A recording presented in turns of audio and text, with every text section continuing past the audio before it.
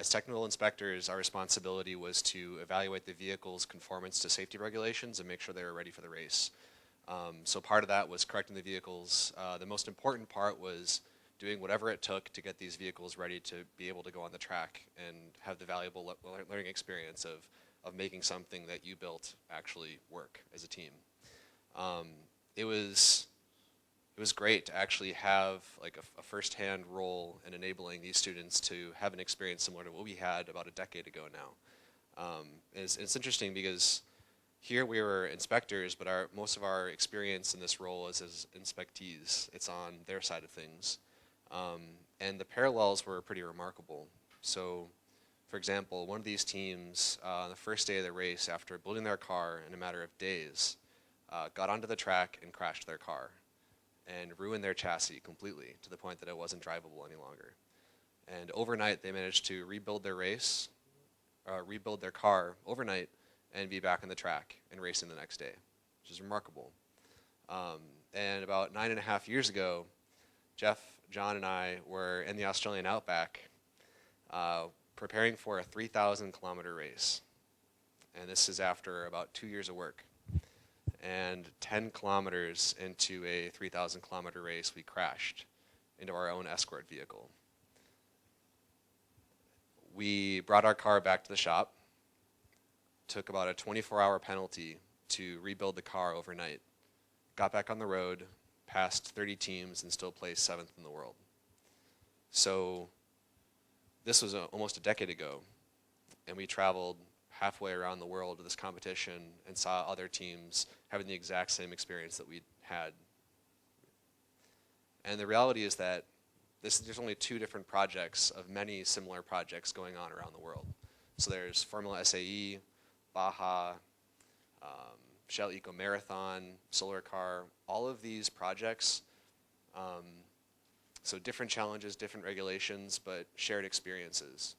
Solar Car has been raced since 1987, and for decades now, students have been having these similar experiences, learning experiences, and what's amazing is they're just as relevant today as they were in 1987, as they were in 2007, and hopefully, I think the part that we were excited about was coming here to enable other students to have the same experiences that we had in college, and it's such an amazing opportunity to try to share that with other people.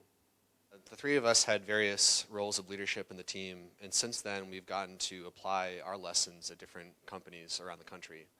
Jeff has worked as a program manager and software engineer at Microsoft, working on the types of software that everyone uses every day, including stuff like what we're presenting on right now. John and I we're both mechanical engineers by training. I've had the opportunity to carry forward my experience in solar on the Solar Car team, and I'm working on utility scale solar power plants, and now developing solar panels for spacecraft. And they can seem like all very different fields, but ultimately the experience that we gained on Solar Car on this like little college student project has been applicable to everything we've done since. And some perspective on what we've done together when we were much younger and much skinnier and naive looking. In those years together, we raced about 16,000 kilometers in 6 cross-continental races. We had 1 international championship in Abu Dhabi, 2 North American championships after 2,500-mile races over periods of up to 11 days, and then 2 third-in-the-world finishes in the Australian World Solar Challenge. I think it's nice to talk about, and nice to see pictures of the cars, but you really have to see video of how they run to really appreciate what racing these cars is really like.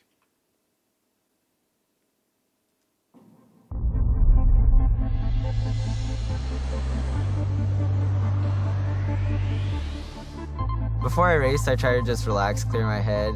I've been put behind the wheel of a very expensive machine that has so much blood, sweat, and tears put into it. I want to do the best job I can. Go blue.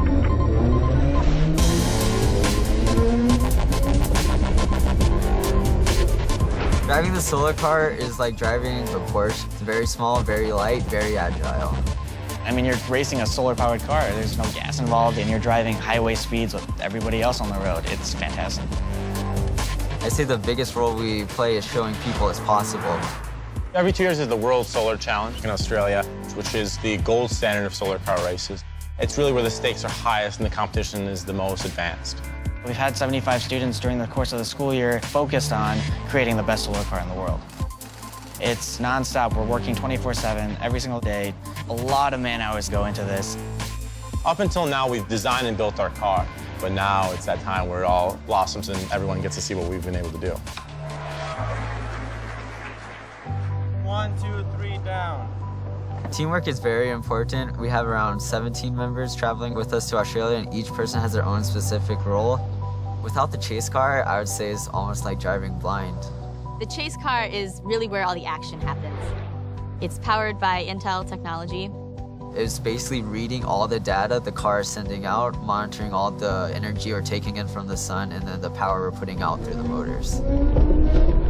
You know, we built this great car, and that was a challenge, but now the next challenge we have to face is driving through the outback.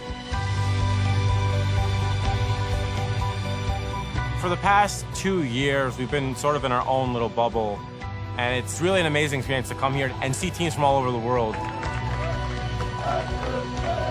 They're all building their own version of this car, and it's these rivalries that sort of push each other to create the most powerful, speed-efficient vehicles out there, and this is pushing innovation. This is it. This is our chance to show the world what we've got.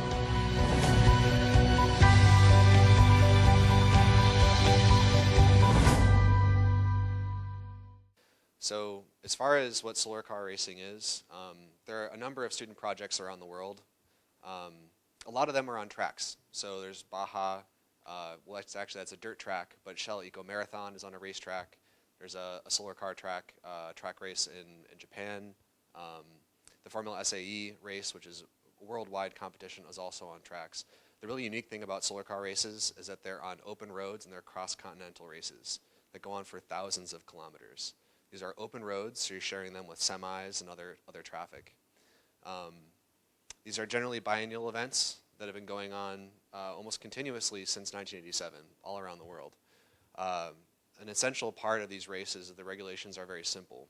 So, for example, the car has to fit inside a box of a certain dimension, about 1.8 meters wide, 5 meters long, and about 2 meters tall.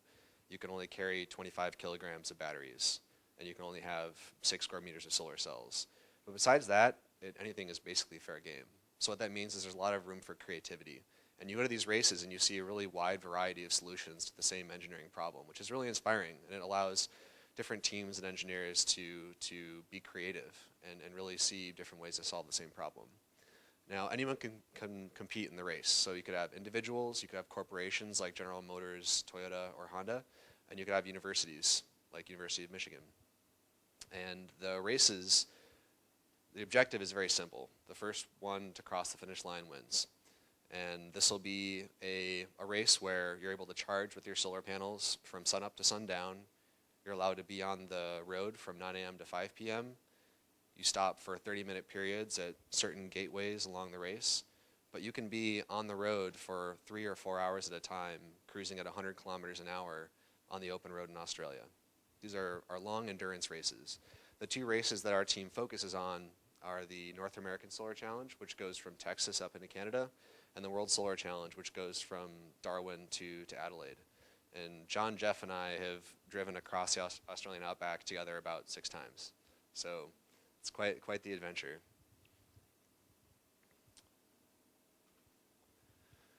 And solar car racing is a growing community. So a bunch of different races are operated under the International Solar Federation, which stitches regulations together for races that are going on in South Africa, in North America, Australia, Abu Dhabi, for example.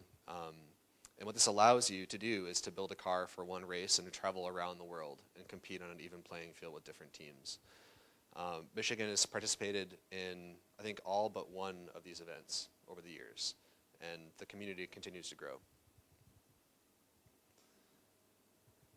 So this is where the science, technology, engineering, and mathematics impact really shines. So I think a lot of people think about engineering and they think about the output, which is that working prototype. And really, what projects like Michigan Solar Car or Baja or Formula teach you is this design, build, test cycle. So that's how you process, how you actually mature a design over time. And the thing that teaches you is that you have to do that multiple times. And the first time, it won't work. The second time, it won't work as well. And it usually takes quite a few times until you finally have a stable, matured product. But what also all starts with is a vision. So a clear, concise vision for the organization you want to build, the culture you want to nurture it within, and the team you want to bring it together with. So I think this is, of course, I think it's pretty intuitive. It's discussed extensively in class, but ultimately you can't really learn it until you actually participate in it firsthand. And without like a grade hanging in front of you, when it's a volunteered initiative against a deadline that doesn't move, when you're accountable with it with your teammates in a project that you define yourself. So we've exercised that design build test cycle now 13 different times over the last 26 years. Each vehicle is optimized within a given year's regulation constraints. And in doing so, over the years, we've won 8 North American championships. We've had 5 world podium finishes. We've had the international championship at Abu Dhabi and a tour in Aruba. So it's been an adventure for us, and it all started with a team leader, Susan Fancy, in 1989. So this is a student who hopefully, much like the students that we met at the GHEC, had a vision for a project, started something small, and then ended up influencing over 1,500 students over the last 26 years. And I think that's what we've been really excited about with coming out here, is if we have the opportunity to find a new Susan Fancy, not in Michigan, but for schools, maybe multiple schools here in Egypt, and to think about the long-lasting impact that could have on so many people like Susan made. And I think to have any involvement in making something like that start would be just an absolute honor. So next, John will talk more about the technical aspects of the car. Yeah, the cars themselves. As Brian said before, we really strive to not just be a solar car, but an extremely efficient car. And that's where the practical technology comes into play that you see in today's up-and-coming automotive vehicles. The car itself is fundamentally a extremely aerodynamically efficient body. And that body itself is made out of ultra-lightweight carbon fiber, as you see there. And we actually do all the molds and all the layups and all the chassis building ourselves. We work with a number of sponsors to get that done. But we do all the design of the shapes and produce and fabricate the body as you see there. It wouldn't be a solar car without its solar array, as you see. On the most recent generation of vehicles, we just use silicon solar cells. We use the highest efficiency solar cells we can obtain to put on the car. In the past, the teams that we have worked on, Jeff and Brian and myself, have used space-grade solar cells. So the kind of solar cells that go launch satellites, much higher efficiency than these cells.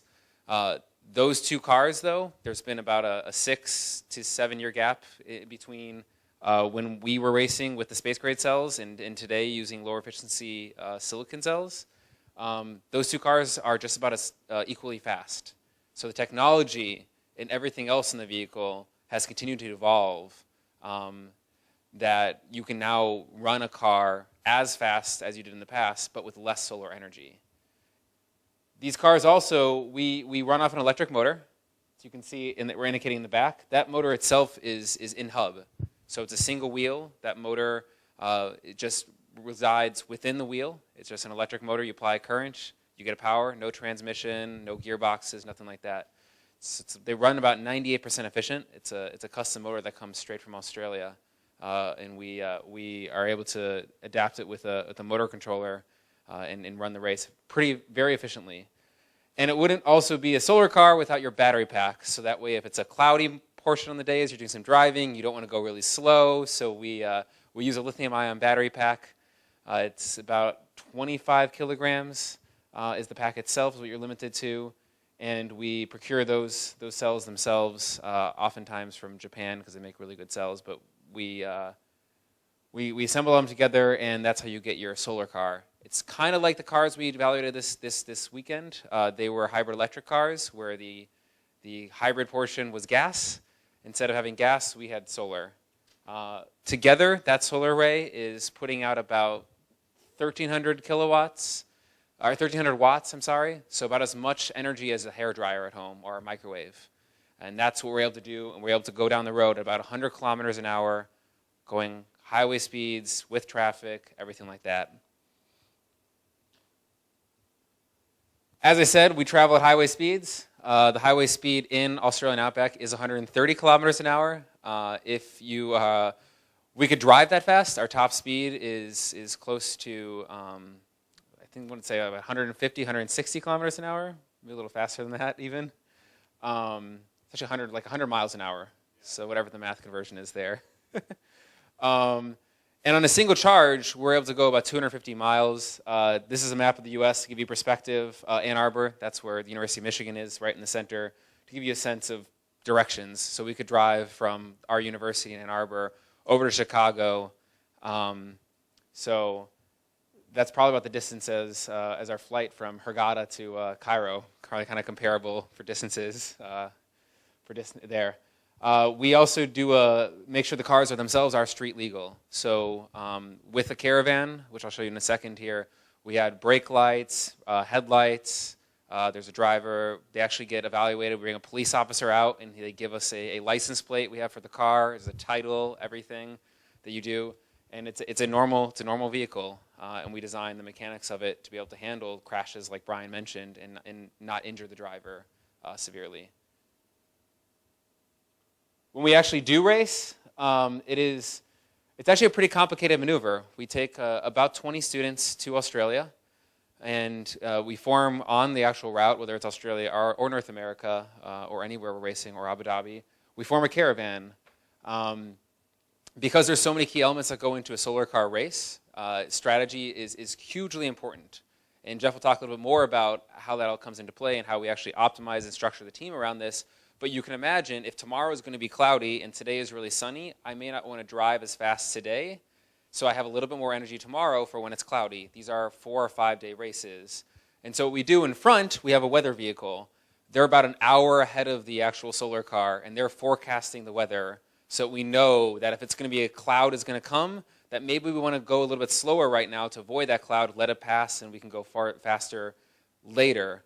So they're doing all the weather forecasting, and they're also determining where we should stop at night to make sure that we're racing from 9 a.m. to 5 p.m., but we can charge our batteries from sunrise to sunset. They're going to make sure that we're going to be stopping and charging our batteries in a sunny spot, ideally over a little like reflective lake or something like that, because you can get some reflection off the lake to help you charge your batteries as well. We also have what we call our scout vehicle. So behind that scout vehicle is maybe about 15 or 20 minutes ahead of the whole caravan. They're looking out for any road hazards. So big potholes, they'll spray paint on the road, things you want to just avoid. If there's debris, maybe roadkill. We have a lot of fun videos you can go online with our team of them clearing like a roadkill off the road, kangaroos that trucks will hit on as they drive along. We like to have to clean those up. So they basically prepare the caravan to get along the way. And they're also letting us know if there's competitors ahead of us that we may want to pass. So that's what Scout's role is. Then comes the main caravan, lead, blue, and chase. We call our solar car blue. That's its code name on the radio whenever calling. So we say things like blue is clear, set speed for blue. That's what we call it. Michigan's colors are blue and maize and blue. So that's why we call our solar car blue. Go blue is the Michigan cheering phrase. So the lead vehicle is about 300, 400 feet ahead of the vehicle, 5 or 6 seconds or so, depending how fast you're going. And they are basically leading the way for the caravan for your solar car. They make sure that if there's any obstacles, they are there to protect the solar car. When you go in a pass, the lead vehicle protects the solar car. So that way, the solar car is never exposed to oncoming traffic. There's actually a saying that the lead vehicle will take the crash if something's going to happen so the solar car doesn't take the accident. So they try and herd the traffic. And then behind it is the chase vehicle. You saw in the video there. They do all the forecasting. They set all the commands. They do all the directions.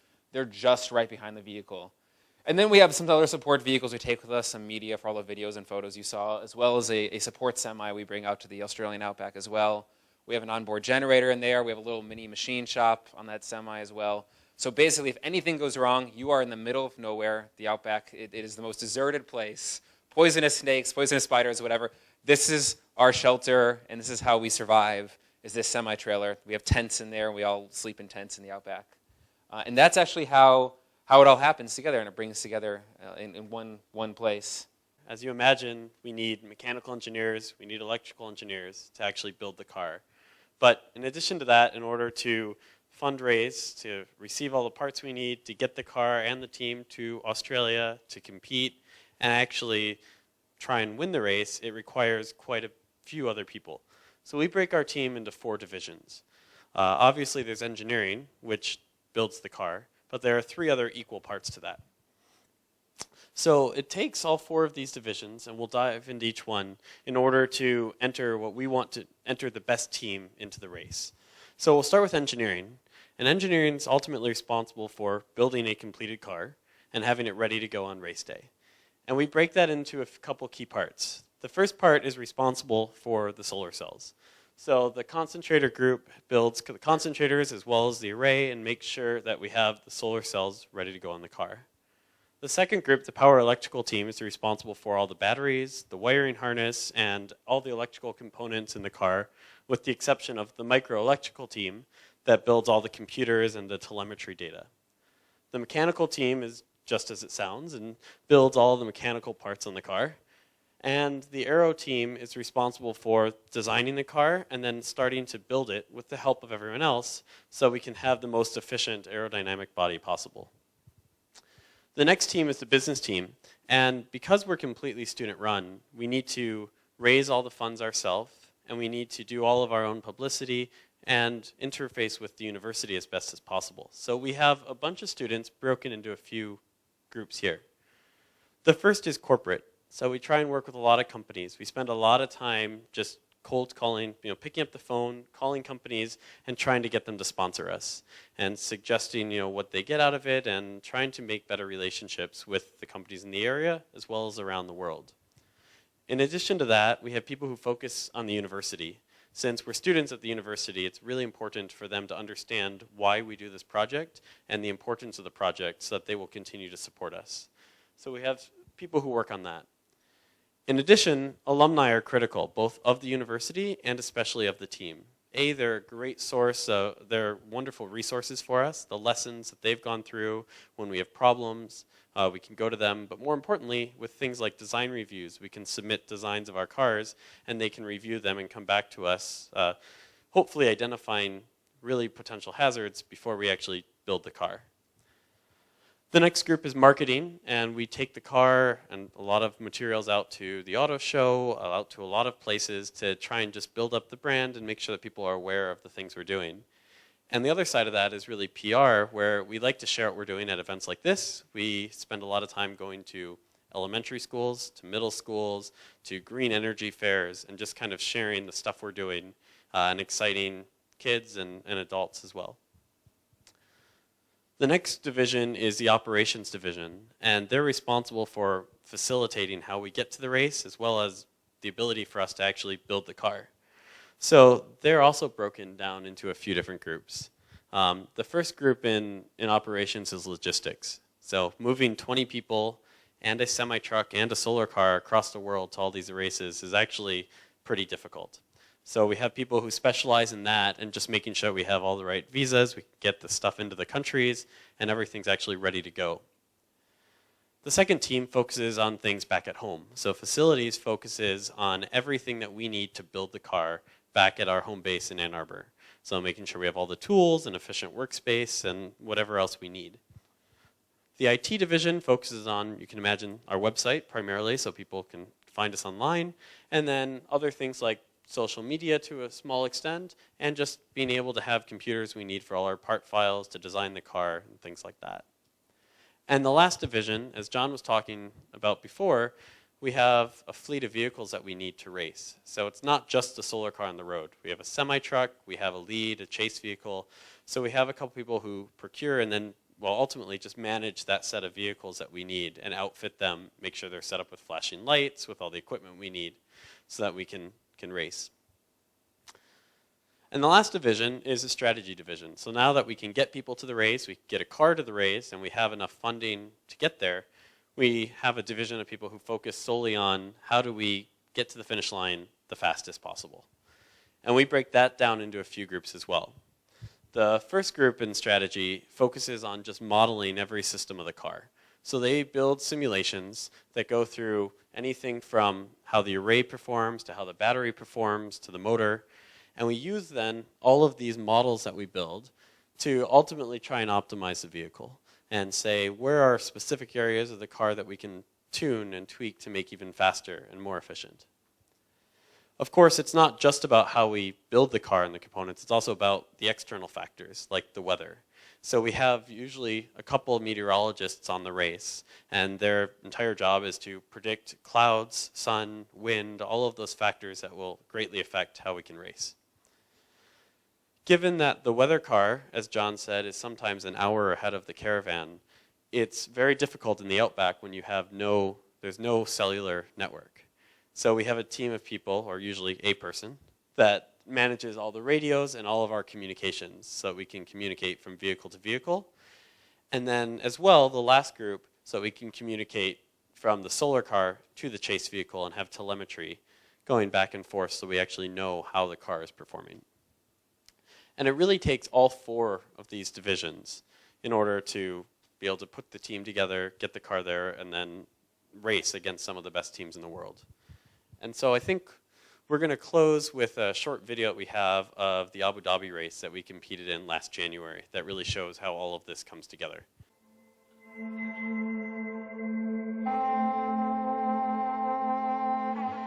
You know, usually when you race, you know you're going to race like way ahead of time. But I got called for this race in November. I flew to Abu Dhabi a couple months later. I mean, last week it hadn't even hit me yet that I was going to go race a solar car halfway around the world.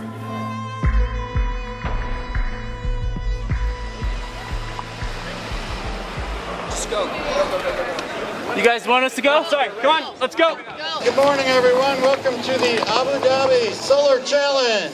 I'm feeling terrific. I got 5 hours of sleep last night, man. That's the most I've had since I got here.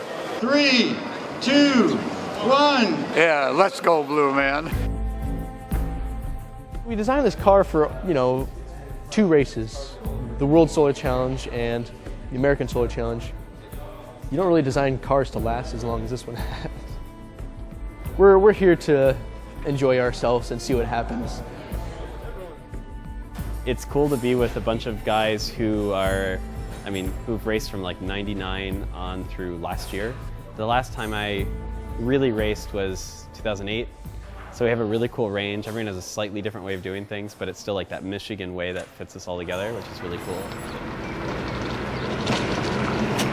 Today's the first day of the Abu Dhabi Solar Challenge.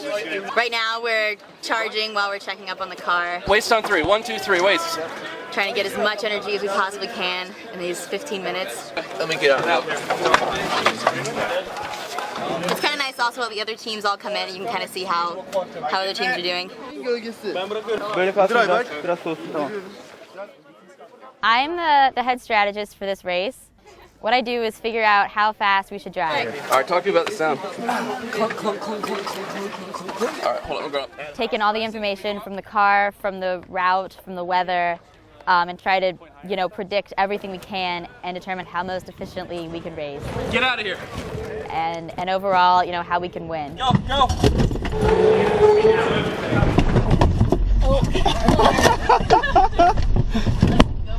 Don't forget, you're alumni. You're not as coordinated. Yeah, I know. I used to be better at this. All right, guys.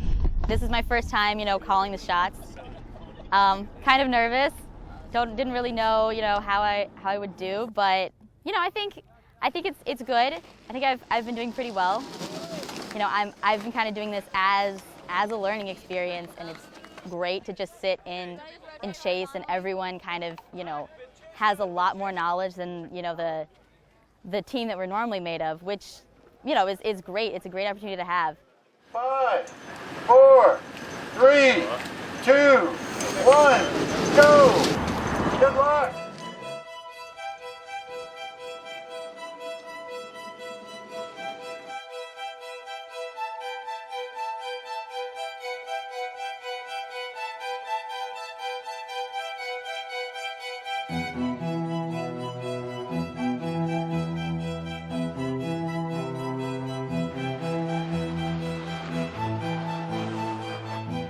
All right, so we're going to find out in the morning where we are on actual placements with penalties if appropriate.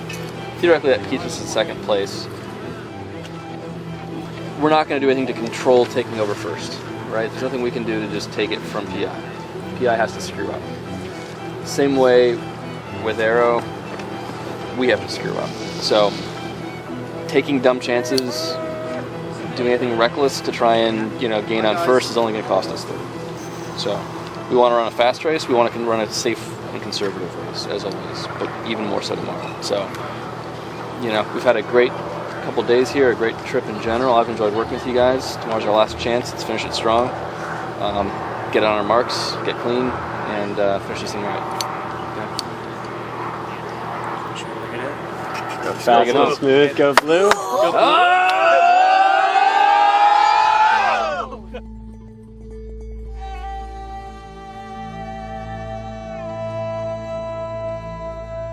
Today was the sort of make it or break it day. Blue, you're clear to move right. Move right. We were about 4 minutes behind PI, and we knew that in order to win today we would have to go the speed limit the whole time, go as fast as we're allowed to go, hit all of our speed changes right on time, go through roundabouts fast, go over speed bumps fast. Copy 6 here, box him out, box him out. You got it, you're good. Take the inside line when we can, basically do everything to shave just milliseconds off of every step of the race. What the You're good, You're good. Jeez. Nice driving. Good job, Preston. Hold position, Blue. Slow down, slow down, slow down. Merge left, you're clear to merge left. Well, we didn't know how this race was going to turn out. At one point, it was like we were going to hit 0%. And then it was a little sunnier than we thought it was going to be. The winds weren't as bad as we thought. Everybody all right? I'm glad I didn't have to go to the bathroom. I was waiting for a crunch, and I was like, oh my God, good driving. You're at least Scout. And we've just done an overwhelmingly great job. It was kind of surprising. It's awesome. Do you think you've won the competition? I have no idea. I think it's going to come down to who gets more penalties, because right now it seems like we're neck and neck with the other teams at the front. Second exit at the roundabout, which is a left turn into the stage area onto the gravel road. So he's turning left on the gravel. I'm sure that they'll tell us where to go. Oh yeah, this is it.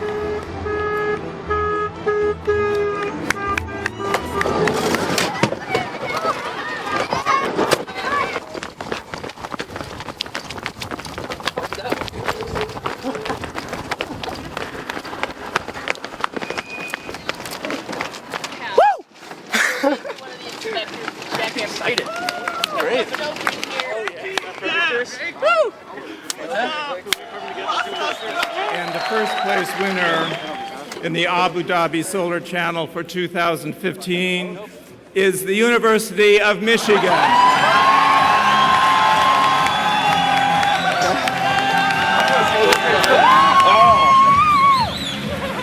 Guys, don't rip, man. No one said we're going to go compete for first. Everyone just there was this morph that just started happening, and then everyone was right back in race mode, and by day 3 it had just clicked. We were pretty solid. We'd be ready for day 4, and we were ready to start racing at that point. Next is WSC. Next is the World Solar Challenge. It won't be this team, it'll be a different team, a different car, and a bigger race. And I can't wait to see what's going to happen. Go Blue! The exciting part about solar cars is not so much the fact that we're going to maybe one day drive a solar car. Look, there's going to be cloudy days, there's going to be cloudy weeks. You're probably not going to go out and want to have a solar car. But you are going to want to have a very efficient car. When it comes to efficiency, electric motors and light batteries and high aerodynamics are the metrics that Tesla is built on, for example, Tesla motors. Those cars are extremely efficient. They have coefficient of drags that are that are not much higher actually than our solar car. It's the most efficient aerodynamic vehicle on the road, commercial vehicle on the road, is that the Tesla Model S. And it uses a battery pack just like ours, and it uses a motor that directly drives the axle with no gearboxes and no transmission, just like ours. And that's where the technology and the practical nature of these solar cars comes from. The exciting thing is if you looked at that image of the 13 years of solar cars and the progression of them, that first solar car that we built had an average speed of around 70 kilometers an hour for its racing time. And it was substantially heavier with lead-acid batteries that are substantially less efficient, an order of magnitude less efficient than the batteries that we used. So the solar car that you see there is probably 25% the weight of that original solar car. And this driver is standing upright. Our previous solar cars, the driver would actually lay down on its back to get better efficiency and would kind of drive it like a tank with like push-pull. Now they have steering wheels. And they're about to do another regulation shift for the next challenge that's going to make the cars even more like a normal car.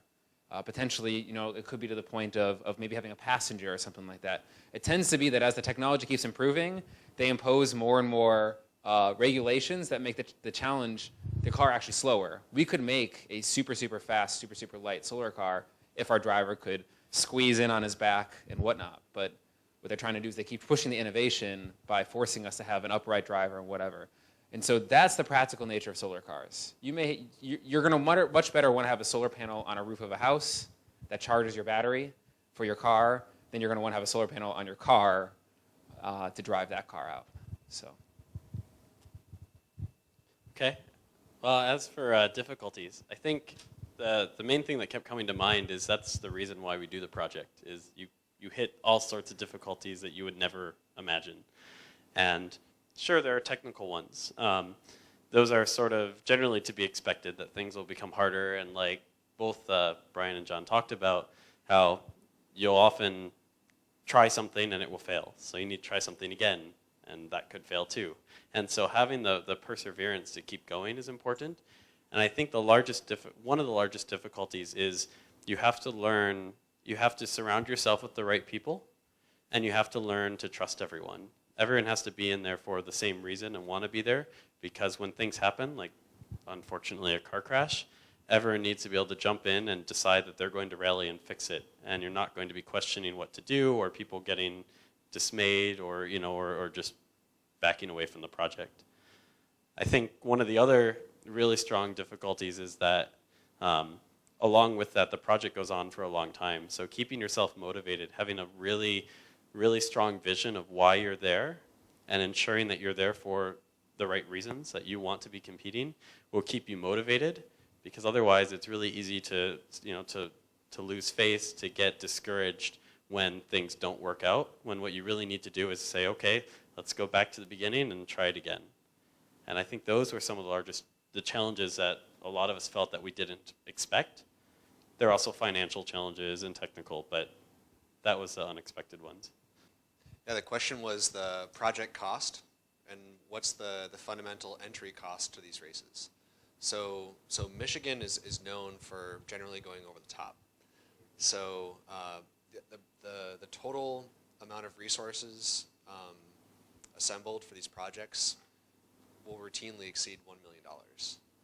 Now, about 85% of those resources don't come in the form of cash. It's more like people donating aluminum to our team, or tires, or machining services or welding services. Only a small fraction of that is actual like liquid assets like cash, which ironically is used to buy gas for our huge fleet of vehicles, or airfare to ship our team over to Australia, or shipping fees for our car. It's the stuff, basically, like, it's the things that we can't get sponsored. And getting those resources together is a tremendous effort, and it's something that I think people don't realize from the outside. So we have an online forum, like a wiki, where we track all of our phone calls to different sponsors. So every time you call a company, you make a post. Every time you send an email, you make a post. Because in a year or two, you're going to have a successor come after you calling the same company, and you want a record of who you talked to and when. So for example, when I was leading the team over a period of 2 years, I made 1,500 posts. So for every 100 companies I would contact, I might get 10 sponsorships. So it's a tremendous amount of effort to get those resources together. As far as what it actually takes to enter the race, it might be a few $1,000s in solar cells, a few $100 reasonably in aluminum tubing. You could have fiberglass for the body and a lot of man hours, which fortunately for us are free since we're students. What I'm trying to communicate is that I think a lot of the larger teams that have large budgets get a lot of attention. But if you look at the engineering fundamentals behind the cars, just even the basic math that explains the vehicle's power consumption, they're largely agnostic to dollars. So aerodynamic drag, for example, is 70% of the vehicle's power consumption. And the equation for aerodynamic drag, the two key factors are the coefficient of drag and the frontal area of the vehicle. So those numbers can't see what the car is built out of. It can be built out of really expensive carbon fiber. It could be built out of much more readily available fiberglass. And the tools that you would use to build a traditionally expensive versus a less expensive car are identical. You'd still be using SolidWorks or ANSYS or AutoCAD, some conventional software tool. And you can create an extremely compelling and aerodynamically efficient vehicle just with good engineering, not with lots of dollars. And that's great because that's the largest leverage you have over a vehicle's speed, relies the least on dollars. So the element where money would come into play would be, from a performance standpoint, would be mass. That's the other 30% of the vehicle power consumption. So also in 2005, when Jeff and I were racing in the North American Solar Challenge, after 11 days, 2,500 miles, we won the race by 11 minutes. And we had an all carbon fiber vehicle, so very expensive materials. The car that was in second place behind us was an all fiberglass and honeycomb composite chassis with aluminum parts, much lower cost. They honestly just did a better job designing it than us. Mm-hmm. Yeah, and all of that, so all of that extra money, and it got us maybe 11 minutes. So you're asking which solar car event would be the best one to enter at first. So the one thing that Brian, I think, didn't, he touched on the engineering costs.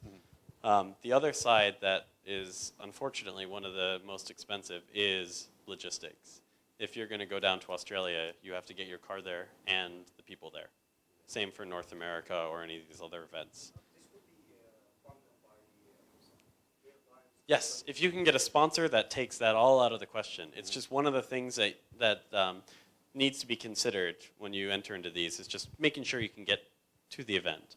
I think if, so this year, which is probably too soon, but to give you an example, there is an upcoming race in South Africa, there's one in Chile, and there's one in North America, and there's one that's proposed for Morocco. So there are going to be 3 to 4 races just this year alone in 2016. In 2017, there'll be at least one race in Australia, the World Race, and they're proposing a couple others, but I don't know if they'll actually happen. There's also always a track race in the US and Japan every year for solar cars. So I think one of the best races, I believe, to enter is the American race. They really focus on taking teams who have just entered and trying to, A, make sure they've done really safe, they've built the car safely, and B, helping them to make sure that they can race and working with them to get them into the race.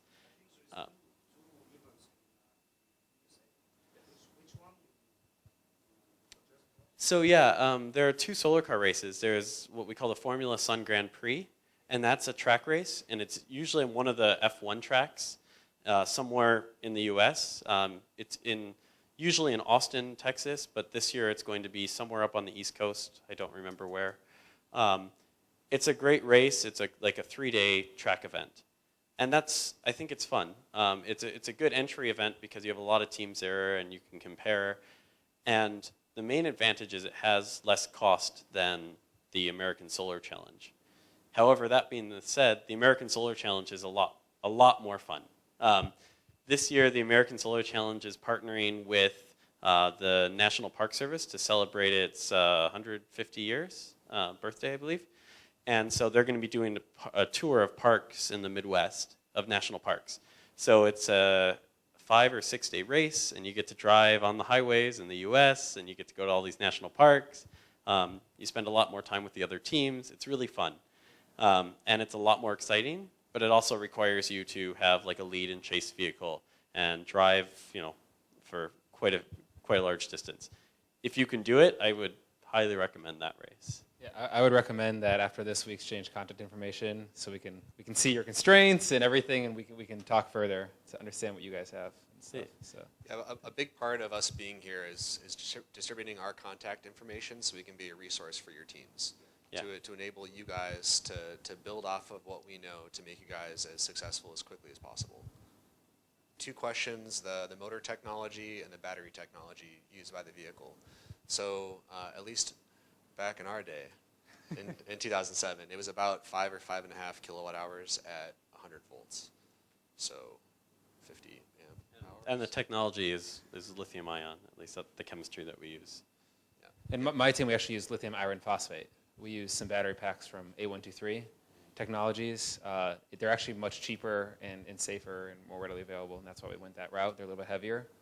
But we were able to get a little bit higher energy capacity based on the way the rules were regulated. Yeah.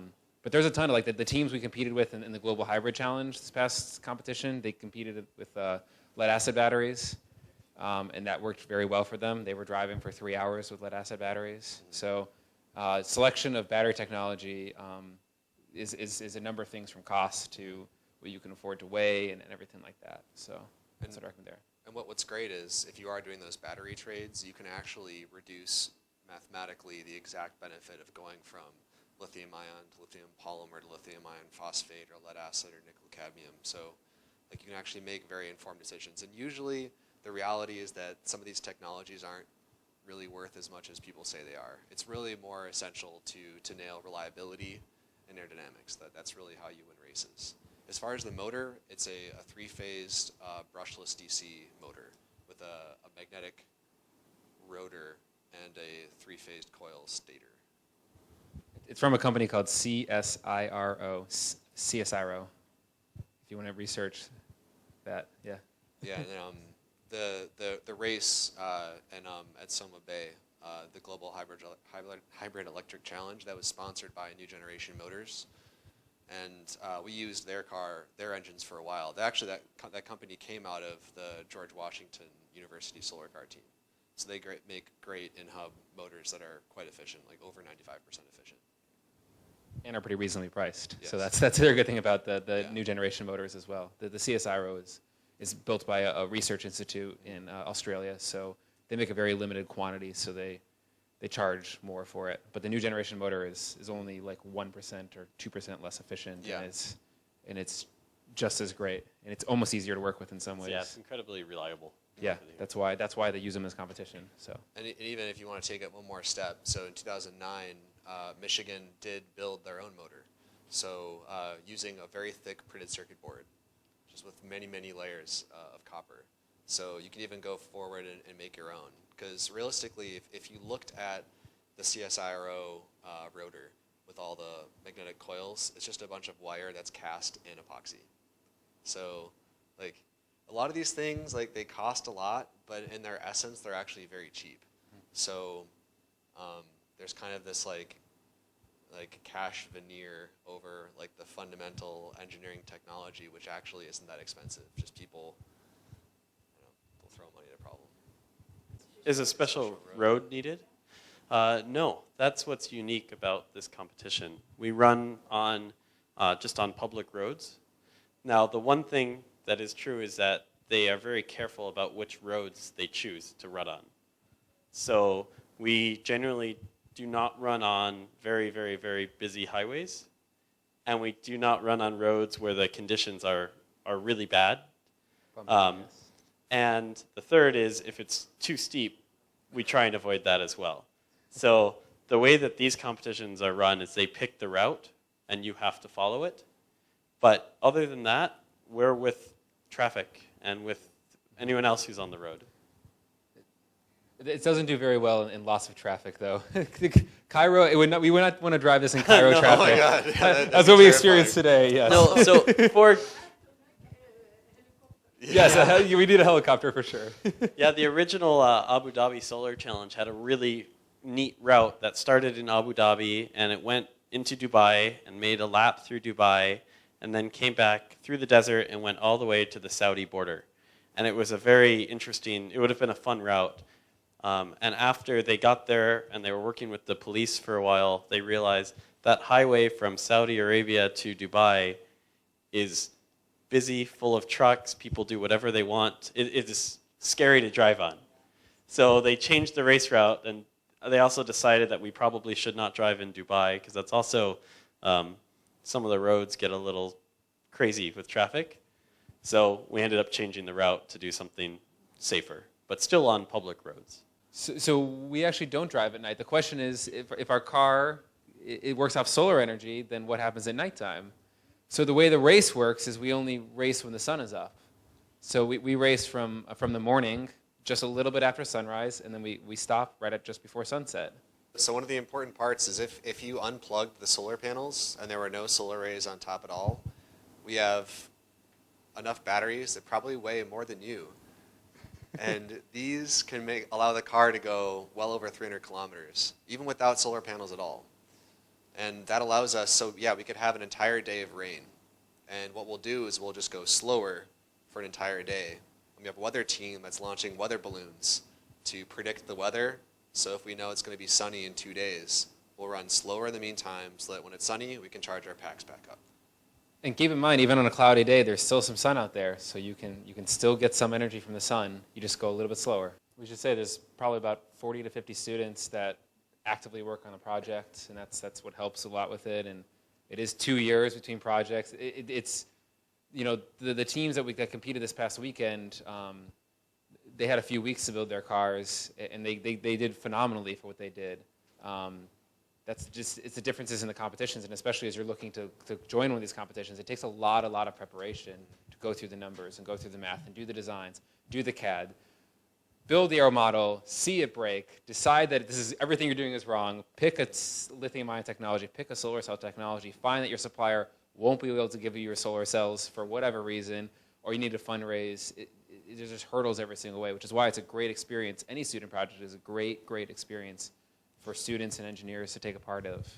Yeah, people, I mean, this sport, at least when people like to refer to it as the brain sport, and a lot of it's for that reason, that even once you put everything together, the strategy is such a huge aspect. Trying to model everything, doing the testing ahead of time to understand where your limits are, what you're actually going to get, taking the spec sheets, and then knowing in reality how it will perform.